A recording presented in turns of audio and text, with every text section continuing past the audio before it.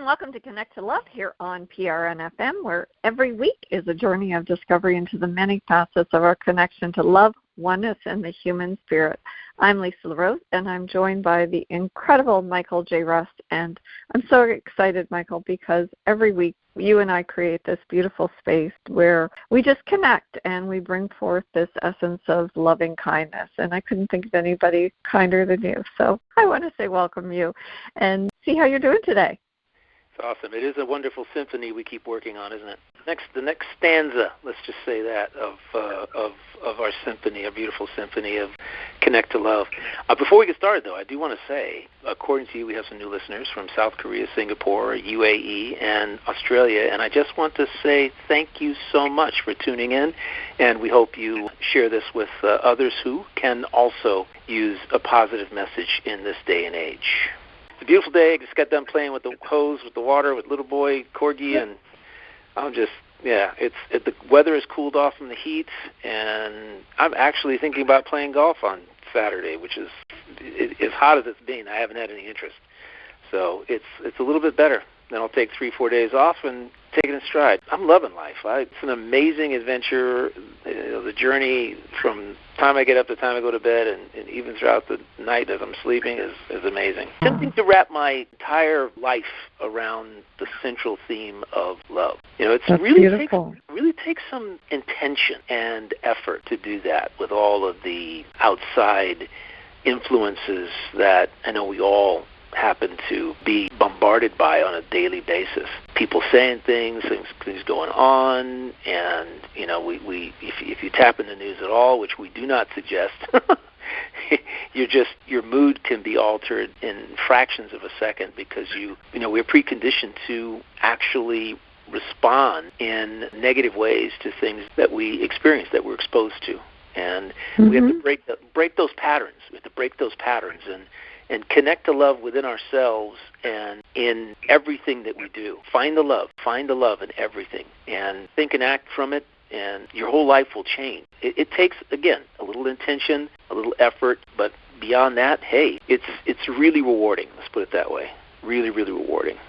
I agree with you, Michael, and it's so amazing because the things that I was pondering this morning as I was taking my walk after the rain, I was thinking about you because of perception and the conversation we had. We didn't have any rain, and you had lots of rain, and how grateful I was that it finally rained. So I was thinking about it, and I thought about our show, seeing beyond the limits of what we perceive, and it made me think about what do we truly see and how do we see ourselves, and if now is all that we have, which is really true. Now is timeless. There is only now for us to be able to make the decision. So when we act through love, we speak with love, we think with love, and we feel love. That's the experience that we're going to create for ourselves. And it's so powerful to think about that. But a lot of times we don't have that love of self. And as I've had a lot of things from my past come up as far as reminders. And when I had my holistic health practice, I worked a lot with individuals that were out of balance with cancer.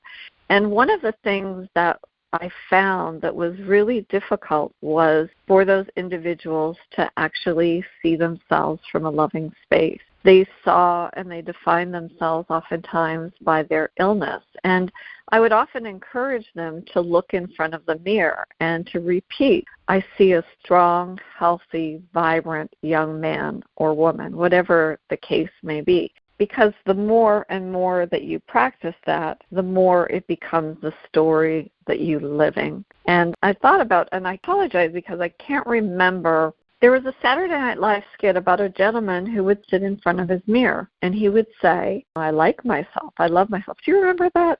I do. I do. Yeah, I like I like me. I like me because I'm a good person. And it was interesting that was poked fun at.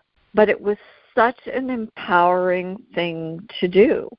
And one of the stories that I shared with my clients that were out of balance with cancer was about a gentleman who I had read the article. He made the New York Times, and the headline when I saw it just was jaw-dropping, and it was entitled The Man Who Forgot to Die. and it was about a gentleman. His name was Stamatis Moratis.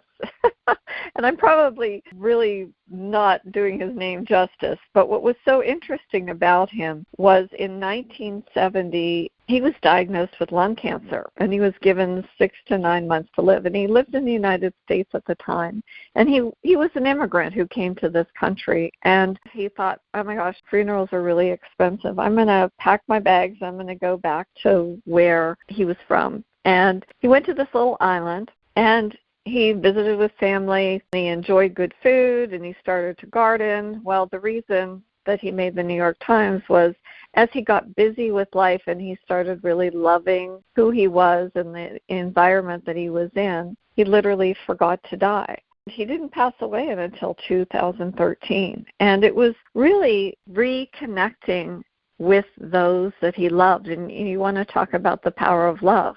I couldn't think of anything even more powerful than that.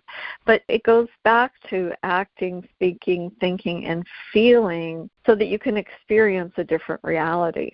So I just thought that might be a fun place to kick the show off and see what your thoughts are, Michael. No, my thoughts are, I think it's brilliant, mainly because of the fact that love in the world begins with love within ourselves, love for ourselves. And there's not, in an educational system and family life, listen, there's not a lot of focus on self-love. Yet, if there were a great focus in the first 7 years of life on self-love and self-fulfillment, I think we'd be living in a whole different place. I think the world would be completely different because there's a whole lot of focus on our outer world, on conforming to the outer world, focusing on the outer world and how we fit into it and how we can fit, how we can work within the outer world, how the outer world can shape us. And in my view, that's the cart before the horse. It's backwards. If our outer world is determined by how we feel inside, our experience of the outer world is determined by how we feel about ourselves, because that's what we resonate and that's what we're going to attract in our reality, then we have to look within. And, you know, I'll piggyback onto what you said, because there was a woman, I don't know how many years ago it was, that she was a psychologist, and she had people coming to her who had issues, this and that, and she said one of my standard procedures was when they came in, so I could get a gauge of where they were, was to have them stand in front of the mirror and say, I love you. And she said, the oddest thing is only 10% of the people who I work with initially could stand in front of the mirror and say that. And I'm like blown away by this, going, yeah, that's where we're at. And you look at what's going on in the world and what's going on in your own community, in your own city, and you can see that there's not a lot of self-love. There's a lot of acting out from people who don't like themselves, and you really don't love themselves. And their expression, outward expression of that, can be devastating to people and to the community and the world at large. So it's a great place to begin this show, because it's the bedrock. It's the thing that anchors us all to this world. As I've said many times, we come from love in the non-physical world. We seek the depth of love that we're never going to experience here, because we cannot experience that depth of love from where we came from, that non-physical beings live in and breathe, not breathe in, but live in, and in the light that's created in that world. And then we return to it. When we're gone, we're done. We go back to love. Love, love, and love. It's like that. But somehow the love part in the middle gets forgotten. It gets put on the back burner, right? Yeah. And so, yeah. Or it's made fun of. And actually, I remembered who the character was. It was Al Franken who played Stuart Smalley. Right. And that's what he said. He said, you're good enough, you're smart enough, and doggone people like you.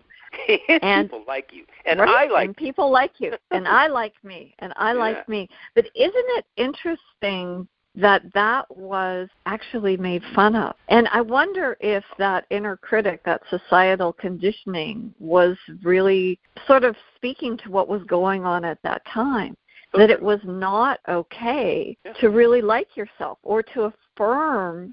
And perhaps it has something to do with sovereignty. I'd love to hear your thoughts on it, because we have, perhaps at that time, it was that me, that it wasn't about we, that it was something that was not socially acceptable. And now, I thank goodness, it's turning the tide and going the other way, because I think that we have all kind of been conditioned to see ourselves through this harsh lens of self-judgment. and rather than really seeing ourselves through the eyes of somebody who loves you. Yeah, that's so true. And it comes at you rapid fire now. Self-judgment is something that you're always engaged in now because we live in a different era than when you and I grew up. Back then, it was the self-judgment was as a result of our outside world in terms of being our connections with people or connections with family, and connections in school, things that we could taste, touch, see, smell, that world around us. But now there's the whole digital world that you can't taste, touch, feel, or smell. And that world people have given their power over to, and your sovereignty. You give away your sovereignty. Sovereignty, by the way, for those new listeners, is your innate right to control your mind, body, and your connection with spirit. That's what it is. And when you go outside of yourself for gratification, if you look outside of yourself for love, for self-love, in going to someone and seeing that person as if they love you, then you love you, and that's very false. It's an illusion. If you don't love yourself first, then that's not what you will attract. All you'll attract is circumstances, situations, and people who will validate you do not love yourself. And you'll get that experience over and over until you change your thinking, until you embrace your own sovereignty, your right to think, feel, act, respond, converse, do anything. That's your right to control that whole process, to control how you interact with the world. And now in the digital age, we have all kinds of people we don't know who, just for reasons we're never going to understand, and I somehow can't drill this into some of the people I know fast enough, people that don't know you don't have the right to tell you who you are, what you're capable of, and what's possible for you, or how you should feel. They don't have that right. You don't know them, and they don't know you. Yet we have a tendency to relinquish our sovereignty, our ability to control how we feel and how we think, to things that are no consequence, that are literally illusionary. And that is a major problem now amongst youth who become addicted to social media, to influencers who are literally being paid to sway your thinking. And if you don't know it already, human beings are the most suggestive beings on this planet, right? Mm-hmm. So people could say something to you. I mean, thought viruses are so prevalent. If someone were to walk up to you and say, don't go down that street is dangerous. Well, that's based on not only their interpretation, their impression, their experiential wisdom, where they've been before. Maybe it looks like a street that they knew they walked down 10 years ago and something happened. You don't know what their motive is for telling you that, unless it's right in front of you where you're seeing whatever it is. But you had just told me you went to an area of Pittsburgh that was not really, other people had thought viruses about, that Correct. It wasn't the safest place to go to. And you bucked that thought virus. You did not accept it. You went to that area and had a great time. I mean, just for our audience, just kind of share your perceptions, how your perceptions shaped your experience of.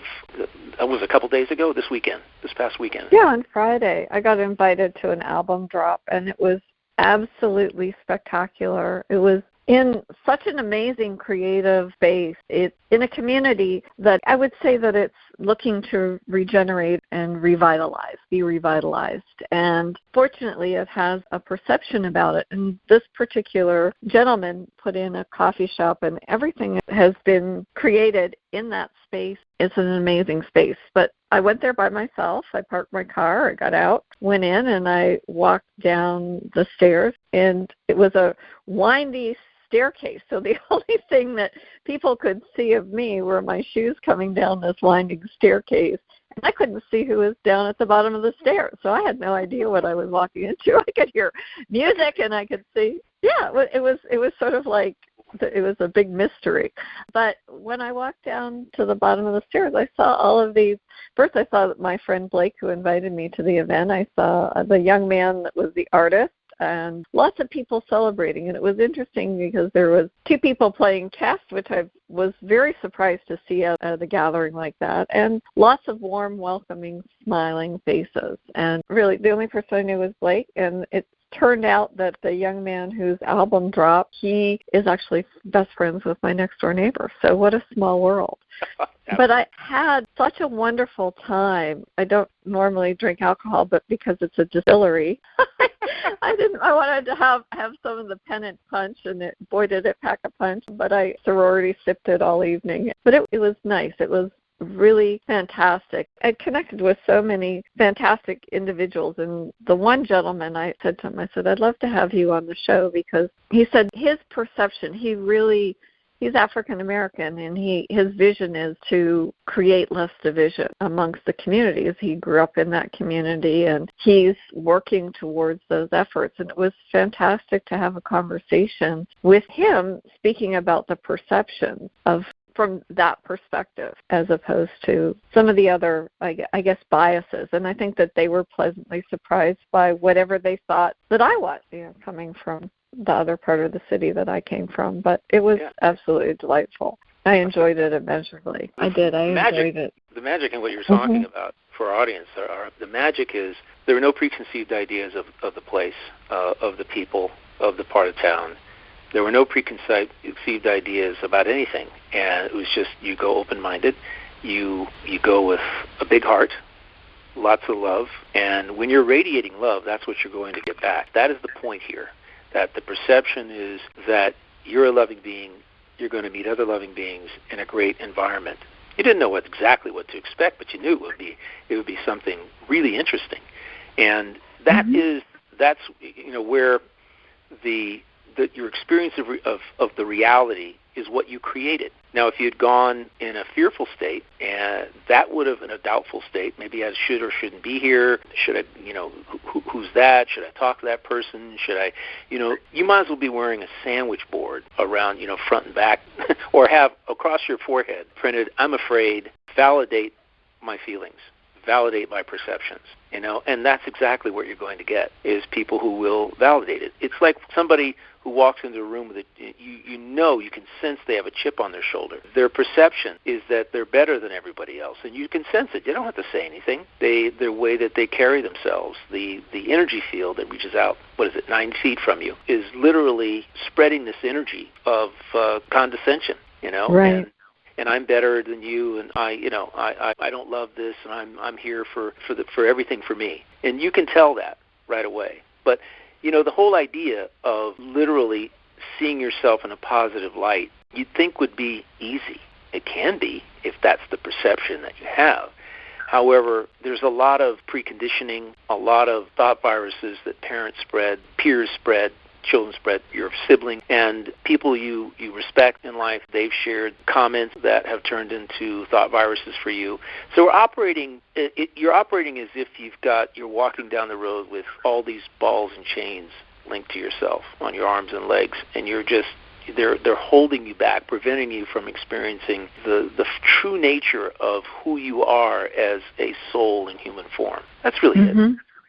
We've got these, and we're heavy with all of the preconceived ideas and thoughts and inaccurate perceptions and all of this about ourselves and about the world around us and people. It's interesting because I was talking with my girlfriend Sandy just a couple of days ago.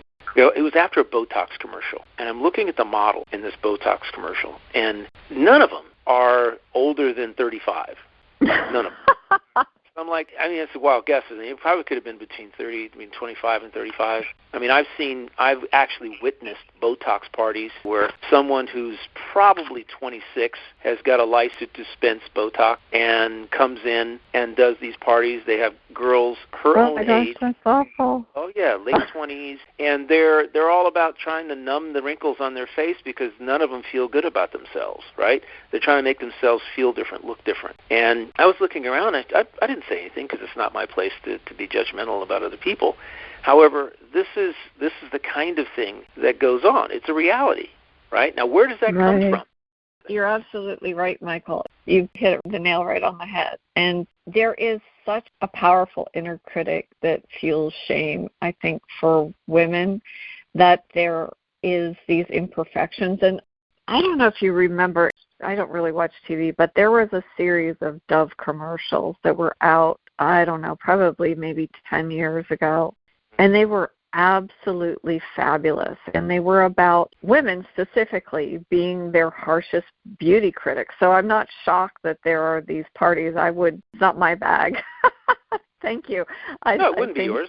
No. Yeah, no, it wouldn't. But and I no judgment in those that choose to go that path. However, Dove did these 3-minute videos that they called Real Beauty Sketches, and they had an FBI-trained forensic artist sit down with women behind a curtain, so he couldn't see them. So he listened to the way they described themselves. And the one woman, she said, well, my chin protrudes a little bit. I have a really big forehead. I have a fat, round face. And describing themselves to this sketch artist. And then they had somebody else come in and look at this person's face and describe the same person to the sketch artist. And it was amazing because what they found was that most people downplayed any features that were described as beautiful by somebody else. It was so powerful to be able to see that, because obviously the artist didn't know who he was sketching at different points, but to hear how people saw themselves, and then for them to actually see the sketches, the actual person who originally described themselves as having a big forehead or whatever it was, and it was like the light bulb went on, and it's like, wow, people see me differently than the way I see myself. Like, why am I being so hard on myself? And I think that that's a very, very, very powerful question. Why are we so hard on ourselves? Where does that come? Does it come from when we were children and we didn't get the gold star on our paper, or we didn't have the right clothes or the right shoes or the right size hips or whatever? It's all of the above. The bottom line is that our world is consumed by advertising. We're in the United States. We're a 70% consumer-based society.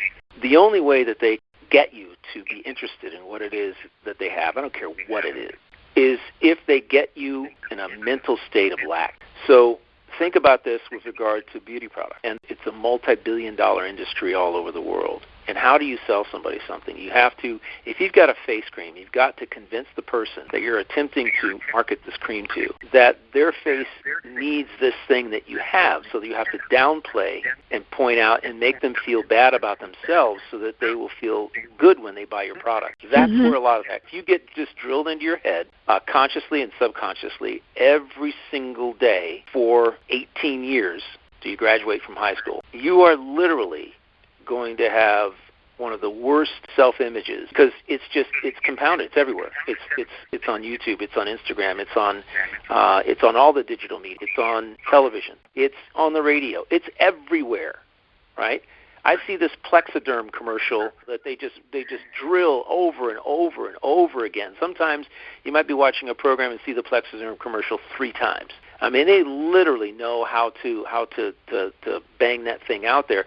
But the mantra of the commercial is, look here, you look like this. You don't look good enough. You don't look good as you could look, and you're not good enough looking. And this product can make you better looking than you are now, which means that you have to not be good looking now. Right? That's the subliminal thing. You're not good. You're not good looking right now. You've got these wrinkles all over your face. They're horrific. Look what's going to happen if you take this product. And it's like, wow. And I had a dermatologist tell me one time in confidence that there's absolutely no way to externally replenish collagen. Externally. None. And yet, a lot of these products, they promise to do these things. And they've got so many studies. And there's like hundreds of them, if not thousands of products. Everybody's got a skincare line. And it's interesting because for decades, I've only done one thing. I just use a warm, wet washcloth on my face. That's it. Warm, wet washcloth. And literally, I've used antioxidants, polyphenols on my face. That's it. Strong antioxidants and polyphenols and just warm water. No soap. And people ask me all the time, how do you look so good? I said, beauty, number one, begins on the inside. It's not an outside thing. Your skin. Absolutely. Skin will reflect what's going on inside your body. So if you're a junk food eater, if you're eating a lot of chemical products, a lot of non-food, as I call it, and if that's what you're eating, salt, sugar, fats, and chemicals, because they're in everything that's boxed or canned or packaged, that's your diet, then your gut biome will be reflected in your skin, on your face, everywhere else, right? That's it. Mm-hmm. So this is one of those things that and this isn't the story you're going to hear in social media because they want to sell you something, right? And even if you come across an Instagram of somebody who's trying to help you understand the true nature of beauty and how to take care of yourself, even they're selling you something. Mm-hmm. It's either it could be something for your gut, or there's something for your skin, or some kind of information. I mean, that's really what it's about. But the bottom line is we have to find a way to dispel the perceptions, the negative perceptions we have about ourselves. Exactly. And that has a lot to do with that visioning. Consciously choosing our vision, shifting from criticism back to love. And a lot of that has to do with reframing things. I love Wayne Dyer, and he always said, you'll see it when you believe it. And that type of reframing is not just wishful thinking. So if I look at myself in the mirror, and I don't have love handles, but say I did, and I don't want to focus on that aspect of my body. I choose to see myself as healthier, stronger, fitter. I still wear the same size that I wore in high school. So I know when my clothes do not fit me right, there's something that I'm doing. And it may be going to have one too many green tea matchas. So what do? I cut them out because guess what? I would prefer, it's my preference to have a healthier, stronger, fitter body. And I went to the pool the other day and I swam for an hour. I felt really empowered. I felt strong. I did a lot of things with my arms and my legs, and I feel good. But it's a conscious choice to align my focus with a positive outcome, and also to see myself as a strong, healthy, vibrant young woman. Right. And I continually affirm that. So I think that some of this is really stepping into that self-compassion, seeing ourselves with the eyes of love instead of with criticism. And if it's helpful, I think, sometimes to stand in front of that mirror and instead say, I hate my arms. I saw a woman the other day. She was simply amazing. She had just come from the gym. She was probably about 75, I would say, if not 80, had these great guns on her. And I said, man, look at your arms. I said, they look amazing. She goes, oh, thank you. I just came from the gym. And I was like, wow. I said, that's something to aspire to. But I didn't say, well, I hate my arms. I wish my arms were like yours. I look at my arms and I say, I love my strong arms, and they support me. They're able to give wonderful big hugs when I see somebody that I love and I care about, a stranger. I mean, all those people from Friday night I gave a big hug to. I enjoyed the interaction of being able to do that with my strong arms. So here's the interesting thing. This came up a few years ago. I don't know where I read it, but I thought it was absolutely brilliant. It's the motivation behind things instead of, a good example. If you're going to the gym, are you going to the gym because you love yourself, or because you fear that if you don't go to the gym, you'll get fat, you'll get out of shape? Mm-hmm. You know what I'm saying?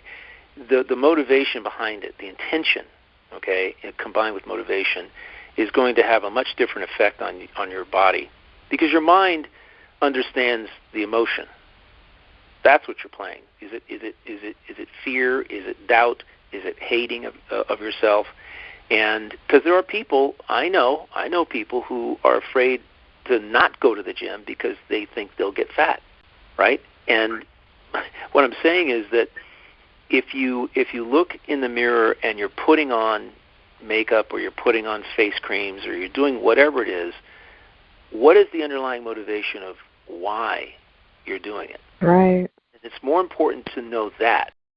If you're saying, I love you, I love you, I love you, putting on whatever your makeup is or anything like that, that's far cry different than oh, you're ugly, I've got to cover this up. Oh, this looks terrible. Oh, I need to do this. Oh, I hate myself, so I better put this makeup on. I don't want to go out without makeup. I don't want anybody to see me without makeup because I'm ugly, right?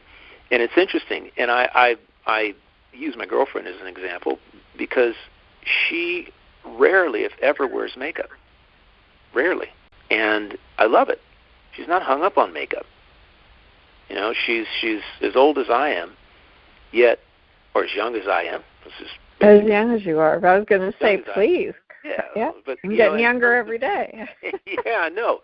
But, I don't believe that in the past 10, 15 years she's really aged. I looked at her skin the other day in the car. I go, it's so pretty. It's so beautiful. It's so soft. Now, she uses the same antioxidants and, polyphenols that I do. And that's all she really puts on her face. She uses a warm wash rag. She doesn't put soap on her face. I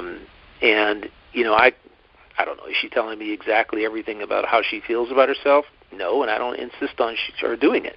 I just basically see that she has a natural beauty for her stance in life, stage in life, let's say. And I see these young people who don't, who look at themselves and they don't see pretty, they don't see beautiful. And and it like I said, the power of suggestion is huge. We have to start. Go ahead. I was going to say that's really powerful, Michael, and I applaud you because you are exactly modeling that. You're seeing her through the eyes of love. You see the perfection.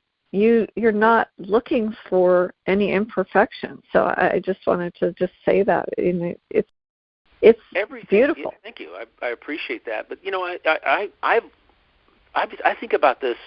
I think about how I speak to other people and how I perceive other people all the time. There is no perfection. There is who you are right now. You are, and I'm more concerned about, are you loving of yourself? Do you think from love, act from love? Is love your primary focus, primary foundational thought when it comes to making decisions? Self-love being one of the major ones. Are you treating yourself to that spa treatment? Whatever it is that you do, and are you doing it because you love yourself and you love the process? You love how you feel when you do it. You love yourself beforehand. You love how you feel afterwards. It's all about the love. Or is it that you're afraid that your nails look ugly and you want to cover them up, right? And that this is, I might be. You're thinking to yourself, I'm 400 pounds, and these nails are going to make me look prettier, right? It's like, but I eat like crazy because I have a low self-concept, a low level of self-love, and I want to make myself equal to how I feel about myself. I want to make myself look exactly like how I feel. And I agree with you, as we said earlier, about the shame and judgment and how you. I love that Wayne Dyer comment, by the way. It's a great play on words. You see it when you believe it. You have to believe it first, and then you see the results, which is obviously what he's saying. When you believe that you're more beautiful than you really are. Interestingly enough, the mind programs the body. That is the reason for doing anything out of love for yourself versus hate or anger, fear or doubt, right? It's the underlying motivation that drives the physicality. You can look younger when you begin to believe that you do, believe that you are, believe in yourself. When you start loving yourself more and you start talking yourself up, your body responds. Just like it's no different than you with somebody who has cancer who comes to you or used to come to you, and you would help them with their self-concept, help them get their head into the game aligned with healing instead of with sickness, right? There's an instantaneous, there is a connection. The mind always programs the body. It tells people from the golf course all the time. Your mind, if you think you can do something, you're going to be far more likely to do it, of course, than if you think you can't, yet you're trying anyway. Right? You're making that attempt. What is the underlying motivation for the attempt? And so we can move past shame and judgment. It just takes, again, I do use this word all the time, it takes awareness, number one, that you're actually recognizing that you're not loving yourself. You're not speaking highly of yourself. And then there's the intention to and commitment to change that. Once you set the intention, then you have to run with it. You have to, as Dwayne Dyer said, you have to see it when you believe it. You have to believe it first, and believe that you're the finest thing on the planet, in the universe, regardless of what you see in terms of empirical evidence. Empirical evidence is just the perception you have about yourself and how you have conned yourself into thinking that you are not as beautiful as you are externally. But when you work on that inner beauty, because I've seen tons of people who have external beauty that's beyond belief. However, they're afraid to eat. They're afraid to do anything that might any kind of fun, because they might either hurt themselves or they might in some way damage this vision they've created of themselves. Their the inner self is truncated, is literally discombobulated. It's sort of a word I can think of that people around the world won't understand. Their inner selves are broken. Mm-hmm. Your inner self is broken, then the outer self is going to reflect that, and your behaviors are going to reflect that, if that's what you believe, right? So our belief is absolutely everything. So what is your what's your suggestion for people in terms of shifting the belief beyond, of course, awareness and attention? What do you think will work? Well, last week, Michael, you and I spoke about why. The why question, and how the brain will send out a signal looking for that answer. And why is it so easy? Why am I so healthy? Why? And it will start to send out those signals. And it's proven that belief shapes perception. Neuroscience has shown that the brain filters our reality based on what we expect to see. So when we believe we're flawed, guess what? The brain is going to highlight those flaws. It's going to bring in more of that. But when we believe we're whole, the brain is going to highlight that wholeness. And so I think as we practice seeing ourselves through those loving eyes and really begin mirroring that love back to us, whether it be like Stuart Smalley did, you're good enough, you're smart enough, look at how beautiful you are, look at how wonderful and radiant your skin looks today. I love the why thing, by the way. I mean, just hint. Go back and listen to our previous episode on the podcast. Yeah, previous exactly. Episode. Please, it's a lot deeper into this, but the beauty of what you just said is with regard to the why. Let's just step back to that for a moment, because it's better than an affirmation.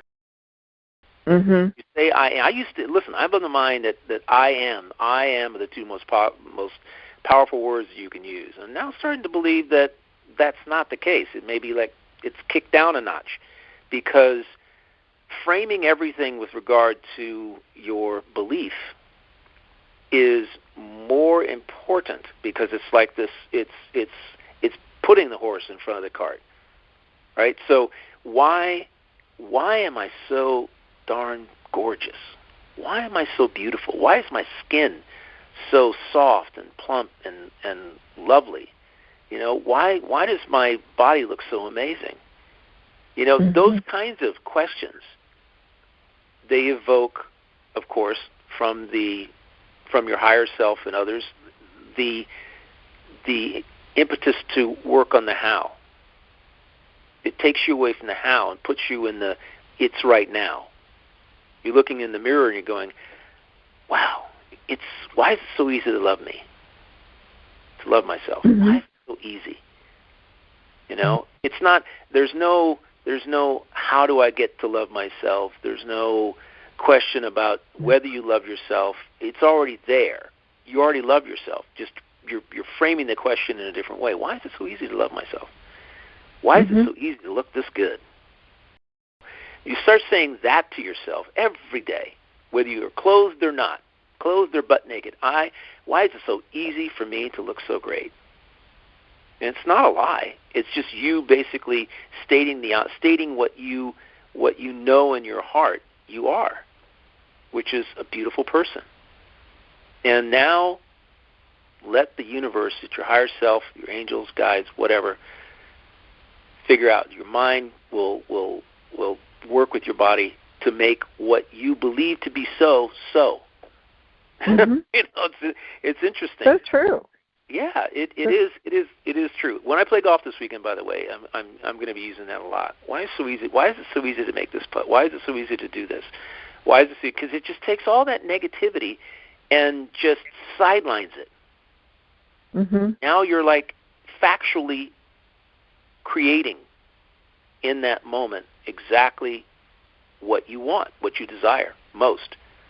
It's great. I think it's fantastic. It's probably the best thing I've heard in years. And Michael, when you step out on that golf course, you have already created this feedback loop of belief that you go out there and you have this belief that you're going to have fun, first of all. You're going to enjoy being out in nature and doing something that you love, but you also have a belief that you excel at this sport. And there's no apologies. It's not arrogance. It's self-love.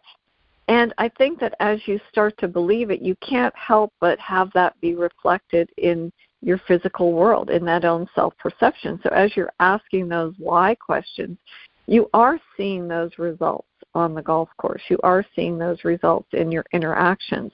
When I walked into that space on Friday, I didn't know anybody, but I didn't even, it never even occurred to me that it wasn't going to be an amazing evening.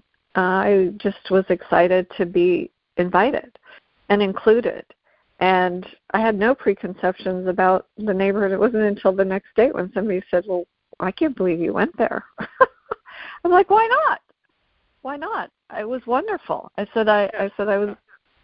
That's a perception of that area based on some older empirical evidence that they saw or they were exposed to. It's interesting because redevelopments go on all the time. Downtowns get redeveloped. Neighborhoods get redeveloped. I'll tell you a quick little ditty. Across from Central Park, an area in the Upper West Side of, or even the Upper West Side of New York City, Manhattan, Upper West Manhattan, Upper East Side, you have back about 50, 60 years ago, it was a drug-infested, crime-ridden area. I'm talking about where the Dakota is, where John Lennon lived, where Yoko Ono lived. I'm talking about that part of the Upper West Side, which is some of the most expensive property in Manhattan, right, on the west side of Manhattan. So when you're thinking about it, it's not that way now, but it used to be. And the people who bought properties there back then when it was drug-infested and crime-ridden, those people today, they're properties that have, 1,000, 10,000-fold in terms of value increase that's gone on because everything gets redeveloped. Because it's cheap, and what happens is gentrification goes on. The money comes in, the drugs and the crime go away because the reasons behind them go away, and then property values go up.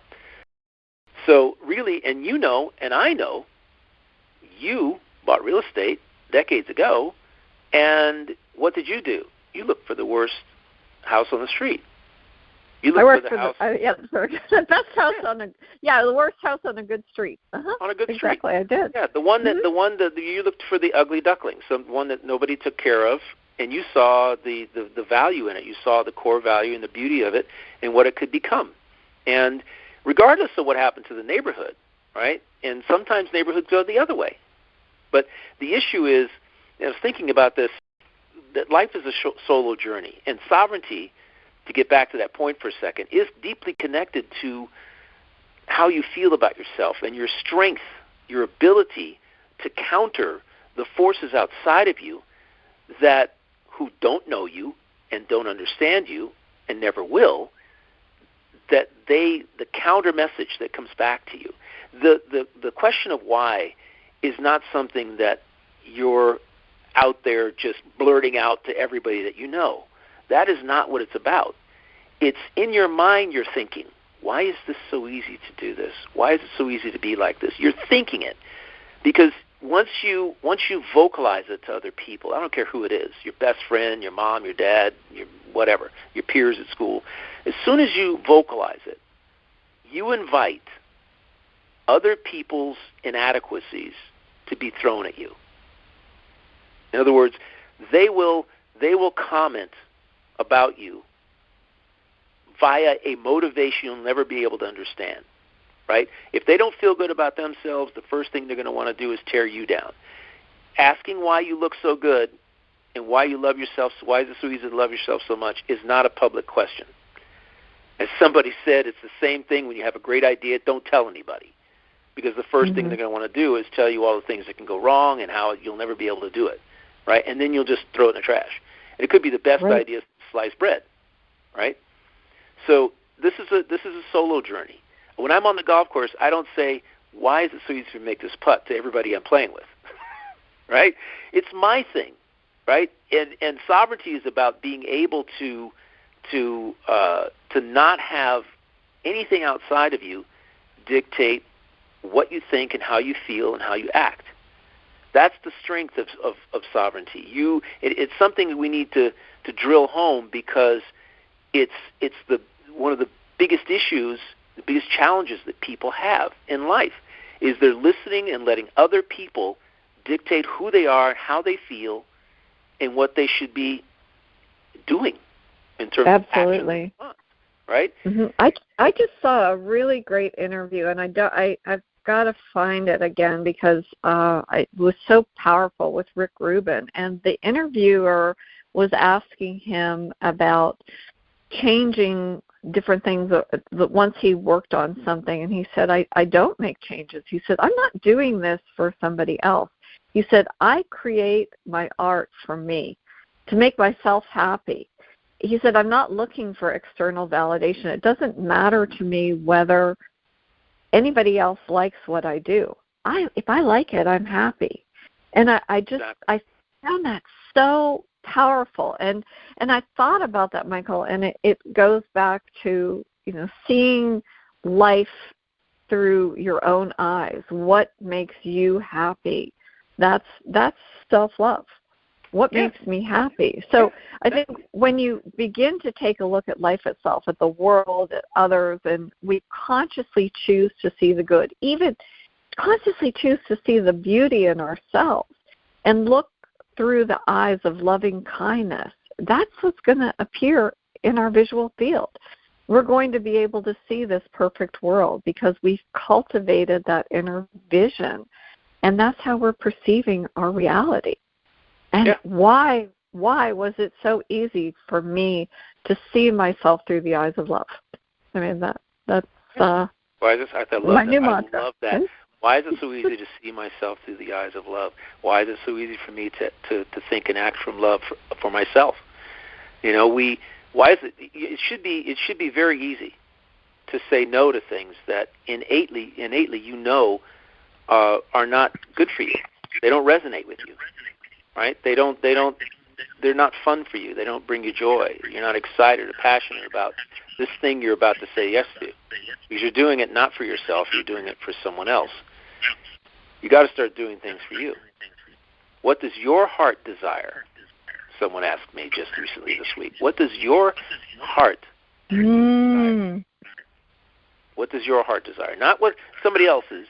And this isn't for you to crowdsource, right? Because that's a big thing now. You're not crowdsourcing whether people think you're beautiful. If you don't believe that you're beautiful, then you've definitely got something, a hurdle to overcome. You've got a perception that you need to ferret out, a belief, a core belief about yourself you need to ferret out, get rid of, right? And that's where we all begin. If you can't look in the mirror and say, I love you, I love you, I love you, I love everything about you. If that's not something that you can do, step one, why? What are the perceptions that you have and the beliefs you have about yourself that you harbor that somebody else instilled in you because you weren't born with them? Somebody else told you at some particular point in time that you weren't pretty, you weren't beautiful. Or somebody told you that you'll never this or you're never that. And you started believing it. So when you ferret out that belief and you come to the realization that that person didn't have the power or the ability to say that to you. They didn't have the power. They didn't have the right to say it to you because your right is to deny it. Always. That's your sovereignty. No one else can tell you to be a certain way unless you allow them to do so. And this goes hand in hand with this whole inner beauty, inner love, self-love, unconditional love for yourself, however you want to frame it. It is incredibly important. I'm going to simply say, I'm so ingrained with self-love right now, and love for myself, and love for everything that I do. And it's taken me, I was born that way.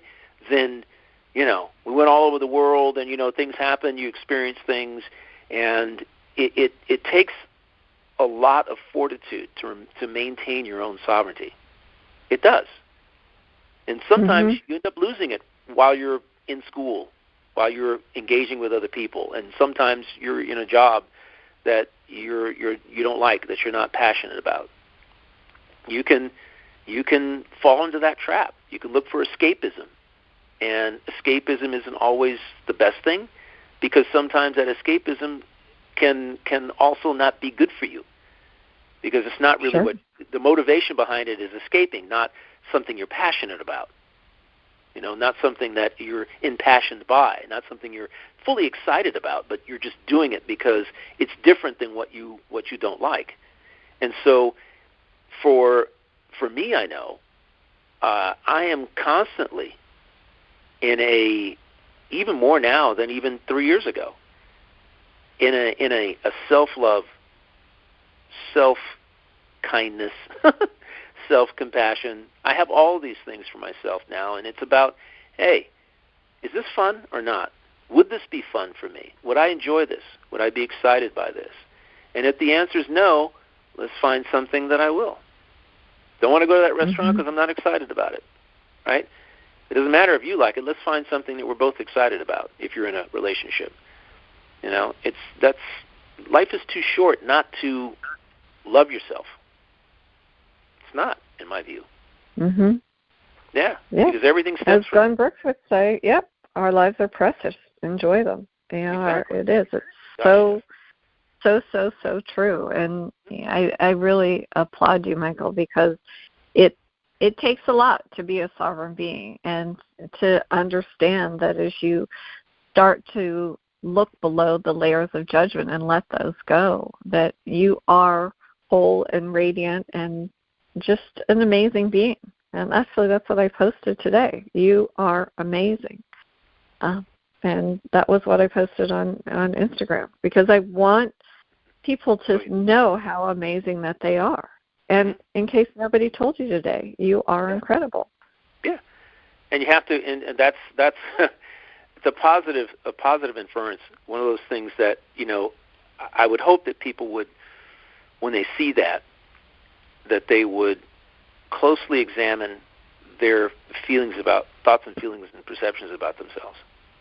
That is what that, in my view, should do, is get you to, because it's not really it's up to them to accept it or not.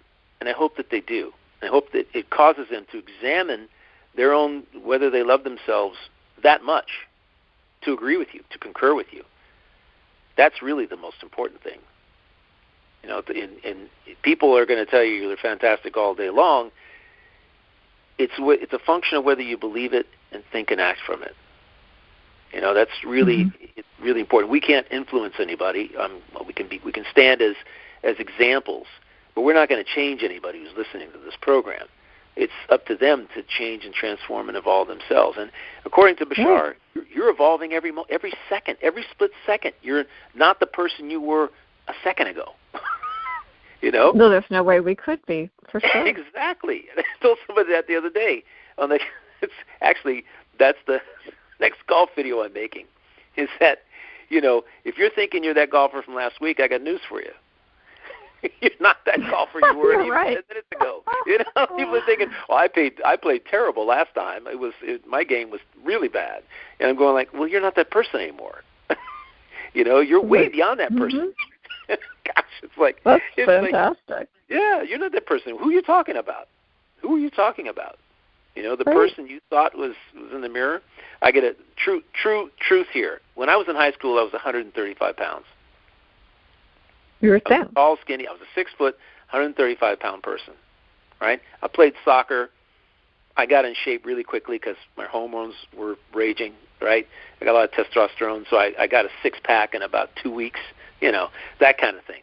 And now I'm 188, right? Respectable weight. I've been higher, but you know what? I don't beat myself up about weight. My litmus test is, do I feel good? Do I feel healthy? Exactly. I did some planking and some Tai Chi this morning, and I feel fabulous when I do it, and even more fabulous when I'm done with it. I don't go to a gym. I know there are things I can do around the house here. I run around this house chasing the dog 15 times a day. I'm getting lots of steps in. You are. I get wind sprints. I chase him into the bedroom. He's so fast, that little stinker. He's so fast. Aww. And I almost catch up with him, and he just puts his afterburner on, and his little legs just keep moving. And that's the beauty of corgis. But I love it. That's exercise to me. I love it. It's so much fun. I'm laughing the entire time. I am laughing at him. I'm laughing at me. And I'm just, and Sandy sits over there watching me and going, oh my gosh, you guys are just too funny. Because he looks at me, and he's got something in his mouth. It's a squeaky toy. It's something. He picks it up, and he starts, I'm going to run after you. I'm going to chase you. You better go. And he round furniture and around the coffee table, into the bedroom, under the bed, out of the bed, boom, he's gone. It's the beauty of life. We have to fill every moment with joy, and when we do, it's fabulous. It makes it a fabulous experience for us. It really does. And it enhances every other aspect of our lives. How can you not be happy after you had that experience? How can you be unhappy? You can't. It's as you said, Michael. It's bringing that joy in, and you don't sit there and Sandy doesn't say to you, "Will you grow up?" No, she embraces it. Better.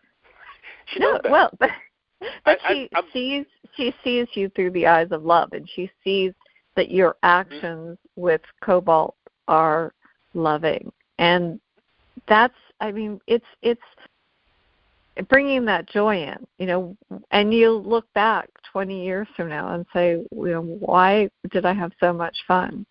Because that's what life is all about. As we walk through this life together, when we see with our eyes wide open the things that are important, the things that matter to us, that's the love that we're never going to forget. That's who shapes us into who we are. And that love includes loving ourselves. And I love that you don't see it as, it's not about perfectionism. It's about reflecting back that kindness and compassion that we would give to another human being, just like those sketches from Dove. Absolutely. So well said. So well said. To our listeners out there on PRN FM and our listeners on our podcast, I really, really urge you to put self-love at the top of your list of things that you want to assess. How much do you love yourself? Are you engaging in self-love and actions of self-love every single day? How does it make you feel? And I know you're going to feel awesome when you do it. If you do it, you're feeling awesome already. Why not expand upon that? Why not expand upon it? Do more things that make you feel that way. We know that manifestation of anything in our lives is is connected, deeply connected to whether we're excited and passionate and having fun. Everything. So whatever it is you wish you want in your life, you wish you had, you desire, one of the main keys is excitement and passion. And loving yourself is one of the key ways to get there. I don't know how you can do without it, actually. I really don't. Thank you. It's been a great show. Well said, Michael. It has been, and I'm so grateful. Why does time go so fast? Because we're doing something we love. Absolutely. Exactly. Absolutely. So until next time, thank you all. Sending you love and blessings. And until next time, peace out. Thank you. Ditto. Bye-bye.